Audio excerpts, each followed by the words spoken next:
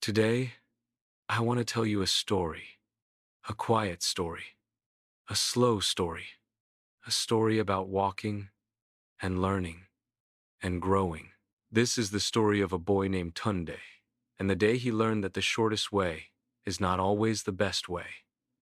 Let us walk with him. Tunde was 12 years old. He was tall for his age, with bright eyes that always looked like they were searching for something fun. But Tunde had a problem, a simple problem. A problem many young people have. He was always in a hurry. If there was a long way and a short way, Tunde chose the short way. If there were 10 steps and 5 steps, he chose the 5. He believed fast was smart and slow was a waste of life. But that belief was about to be tested. One warm morning, his mother called him. Tunde, we need palm oil from the market today. Here is the money. Go before the sun grows too hot. He nodded quickly, maybe too quickly. I will be fast, Mama. I know the way. His mother smiled, but it was a sad kind of smile. Fast is good, my son, but safe is better. Take the long path, the one that goes around the big hill. Do you hear me? Tunde heard her words, but he did not hold them. He held only one thought. The shortcut is faster. The long path was wide, flat, and full of people walking to the market. A grandmother carrying firewood, 2 brothers pushing a cart, a girl balancing vegetables on her head. The short path? It slipped behind tall bushes and bent like a crooked finger. It was quiet, empty, and steep. Tunde stood between them. Left path, long. Right path, fast. He grinned. Fast always wins. And so he stepped onto the crooked path. At first, it felt exciting. The air was cooler, the shade was thick, birds fluttered above the trees. I will reach the market before everyone else. He walked faster, then almost running. He felt clever, he felt smart, he felt invincible. Until he didn't. His foot hit a rock. His body tilted. His hand flew open. The money. The small bag of coins fell into the grass. Tunde gasped. He dropped to his knees and searched. No, no, no. Where is it? Where is it? The grass was thick, the coins were small, and the sun was rising, making everything shine too bright. He searched. Left. He searched. Right. He searched again. Minutes passed. Then, many minutes. Then, more. He found 2 coins.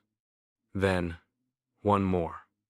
But the last coin, the biggest one, was gone. Gone. He sat back.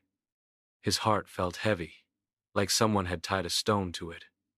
He whispered, I should have taken the long path. But the day was not over. The lesson was not finished. Tunde tried to stay calm. He still had most of the money. Maybe it would be enough. He stood, brushed off his knees, and kept walking. But the crooked path became steeper. The ground became slippery. Loose sand, sharp stones. It was not made for rushing feet. I should go back. He turned around.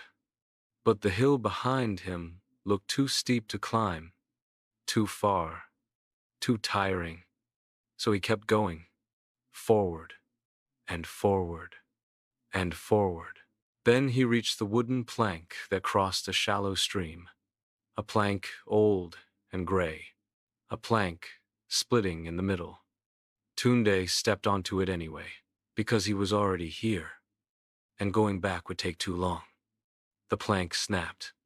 Tunde fell sideways into the shallow water, not deep enough to drown, but deep enough to soak everything, his clothes, his bag, and the remaining coins.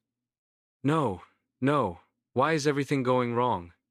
Because, dear Tunde, the shortcut was never made for you. By the time Tunde reached the marketplace, his clothes were wet, his feet were dirty, and his heart was tired. Vendors were shouting cheerfully. Children were laughing. The smell of roasted corn filled the air, but Tunde felt none of it. He walked to the palm oil seller. "Ma, how much for a small bottle?" she told him. He counted his wet coins. He did not have enough, not even close. I lost some money on the path." The seller looked at him kindly. "Ah, my boy, the crooked path?" He nodded. She sighed. "Young feet love shortcuts, but shortcuts do not love young feet." She gave him a small bottle anyway. Not enough to fill the family pot, but enough to teach him a truth. This time, Tunde did not choose the crooked path. He walked onto the long path, the one his mother told him to take. He felt the smooth soil under his feet. He heard friendly voices around him. He saw the wide, open sky. He realized this path was not slow. This path was peaceful. This path gave him time to think. And thinking was something Tunde needed. He walked and walked, each step a soft apology to the world. When Tunde reached home, his mother looked up. She saw his wet clothes, his tired eyes, the small bottle. She understood everything without him saying a word. He sat beside her. "Mama, I am sorry. I should have listened. I took the crooked path, and I lost the money." His mother placed her hand on his. "My son, do you know why I asked you to take the long path?" Tunde shook his head. "Because the long path teaches you to slow down, to see, to think, to grow. The crooked path teaches you only one thing: how to rush." She smiled softly, the warm smile of someone who has made mistakes before too. "And now, you have learned both." And so Tunde learned. He learned that shortcuts are not always smart. He learned that rushing is not the same as growing. He learned that time is not an enemy. Time is a teacher. And the long path, the patient path, is sometimes the fastest way to become who we are meant to be. And that is the story of the crooked path. A story for children, a lesson for teens, a truth for everyone. The end.